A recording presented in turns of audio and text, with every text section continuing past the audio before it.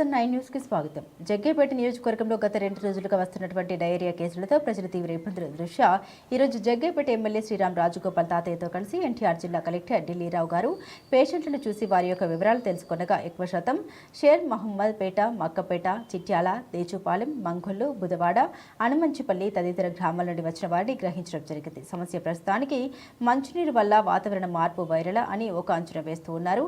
ప్రజలందరూ కూడా అప్రమత్తంగా ఉంటూ కేవలం కాచి చల్లార్చిన నీటిని మాత్రమే వాడాలని, బయట ఆహార పదార్థాలని ఎట్టి పరిస్థితుల్లోనూ తీసుకోకుండా ఉండాలని, తగు జాగ్రత్తలు తీసుకుంటూ ఉంటే మాత్రమే ఈ మహమ్మారిని పారద్రోలగలగలని, అదేవిధంగా ప్రతి ఒక్క పేషెంట్కి ప్రభుత్వం ఖచ్చితంగా మెరుగైన వైద్యాన్ని అందిస్తోందని ఎమ్మెల్యే శ్రీరామ్ రాజగోపాల్ తాతయ్య తెలిపారు. అనంతరం షేర్ మహమ్మద్ పేట గ్రామంలో త్రాగునీటి అవసరాల కోసం ఉపయోగించే బావిని చూసి దానిలో ఉన్నటువంటి నీటిని అధికారులు టెస్టింగ్ కు పంపడం జరిగింది. ఆ యొక్క టెస్ట్ వివరాలు వచ్చిన తర్వాత ఒక నిర్ధారణకు రావడం జరుగుతుందని, అదేవిధంగా చుట్టుపక్కల గ్రామాల్లో ఎక్కువ ప్రజలు వాడేటువంటి నీటిని కూడా టెస్ట్ చేసి పూర్తి సమాచారం ఇస్తామని అధికారులు తెలిపారు.